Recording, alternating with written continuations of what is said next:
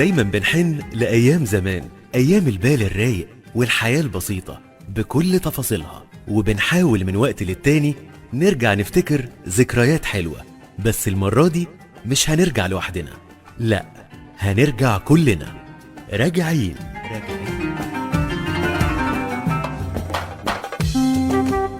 راجعين مع دعاء عبد الملك. راجعين.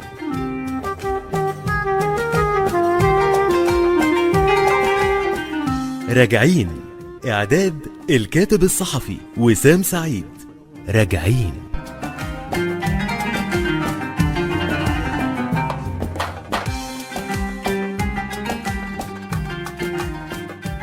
مساء الخير على كل اللي بيسمعونا، مساء مصر الجميلة، مصر زمان والنوستالجيا الحلوة. أهلا بيكم في رحلة جديدة بنرجع فيها لورا، بس مش أي رجوع، ده رجوع لزمن البهجة والسعادة والذكريات الجميلة، خروجات الصيف وأجواء الشارع المصري في الثمانينات اللي مش قادرين ننساها علشان عشنا معاها أجمل أيامنا.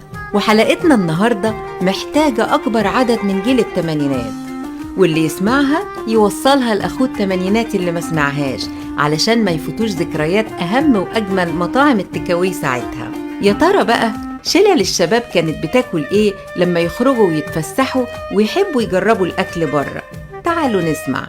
عليا النعمة يا باشا، أنا نفسي فتحت للشغل معاك. طول عمري بعوم جنب الجمبري ومش طايله بإيدي.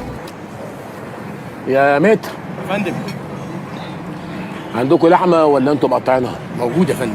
طب اعمل الافندي ده 2 كيلو لحمه مشويين. اصل هو ما بيحبش الازازه، بيحب الهبر.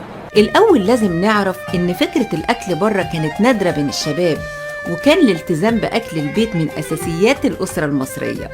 لكن ما يمنعش إن يوم الخميس اللي هو يوم الخروجات كانت شوارع روكسي ومصر الجديدة والميريلاند والنزهة وسط البلد والعتبة بتتملي شباب، بنات وولاد، وكلهم بيتعشوا في مطاعم التكاوي.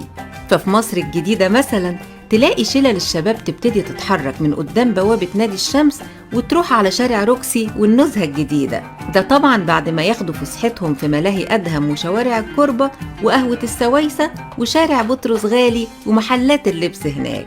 وفي مطاعم مصر الجديدة زمان نبدأ بعشاق الشاورما المصرية القديمة، لحمة في عيش كايزر ومعاها طماطم وبقدونس، وكان ساعتها عم الشاورما المصري مطعم أبو حيدر روكسي اللي كان ولازال بيقفل الشارع ويتسبب في زحام رهيب، بس على قلب الناس زي العسل. بسطرمة، شاورما، طعمية، تقلية، شكشوكة، بصارة، كمونية، ملوخية، بسبوسة مهلبية، ألماظية، والشوكولا.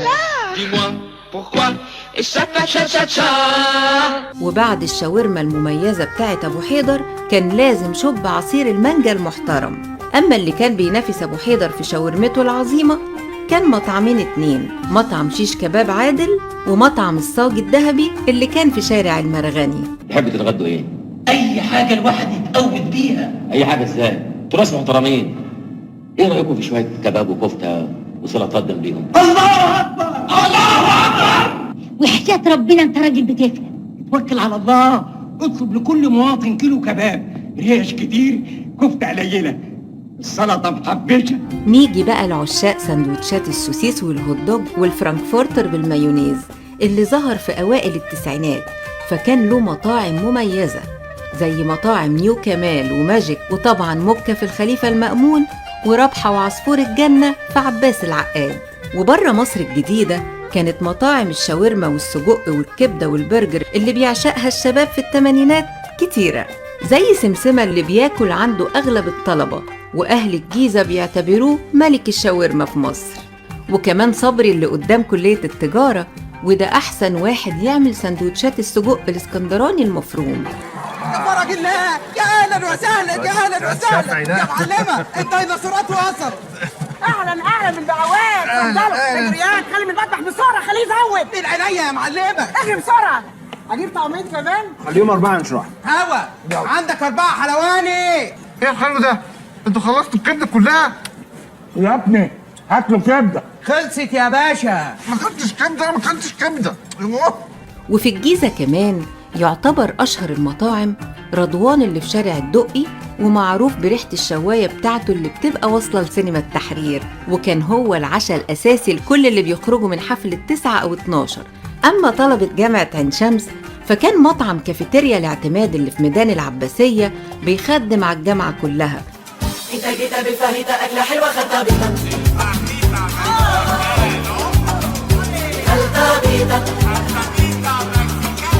انت جيت تاني الفاهيتا مكسيكاني.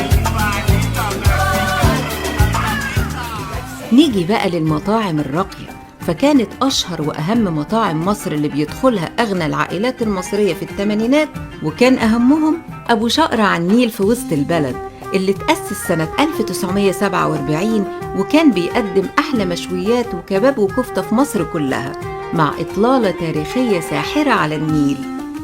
وبعد كده بقى له فروع في كل مصر، من أشهرها وأهمها فرع المرغني وشارع جامعة الدول العربية. وما ننساش كمان من مطاعم الثمانينات مطعم ويمبي اللي كان بيعتبر اختراع ساعتها والخروجة المفضلة للأسرة المصرية في الأعياد والمناسبات السعيدة. وأول فروعه كان في شارع البطل أحمد عبد العزيز في المهندسين، وبعد كده انتشر في الهرم والدقي. وكان واخد شهرته من برنامج الكاميرا الخفية اللي كان بيقدم حلقاتها فؤاد المهندس وإسماعيل يسري ومحمد جبر، وكانت مواقفها الكوميدية بتحصل جوه المطعم.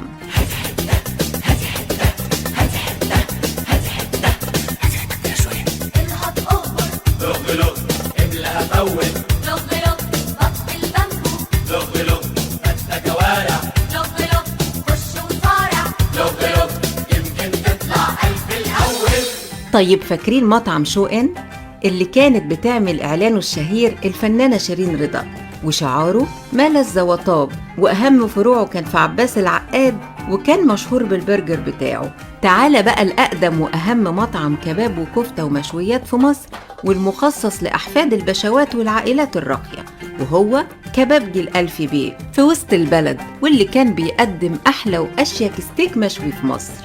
وفي وسط البلد كانت أشهر مطاعم الثمانينات لمحبي الفول والطعمية والأكل الشعبي زي التبعي وآخر ساعة. زي اللوز ولذيذ يا مدمس شغل ايديا وزي وما فيش. زي اللوز ولذيذ يا مدمس شغل ايديا وزي وما فيش. خد لك منه بقرش وغمس والمتنقي عليه تحابيش. زي اللوز ولذيذ يا مدمس. أما حوالين رمسيس ومحطة رمسيس ملك السجق والكبدة في أواخر الثمانينات وأوائل التسعينات، واللي كان حبيب الشعب، وهو مطعم على بركة الله. ومفيش مرة المحل كان بيفضل الزباين اللي بتعشق سندوتشاته في الطبق البلاستيك المخربش ومعاه حبة ترشي على جنب. هي دي مصر الثمانينات، وده شعبها الجميل اللي بيعرف يفرح نفسه بأي لقمة ياكلها، ويعرف يصنع ذكرياته الجميلة ويخلق حالة من البهجة في كل زمن وكل وقت يعيشه. حد عايز حاجة تاني؟ لا كفاية قوي كده يا بوب. ما احنا لسه هنتعشى في البيت. ونتقابل في حلقة جديدة وراجعين. دعاء عبد الملك. راجعين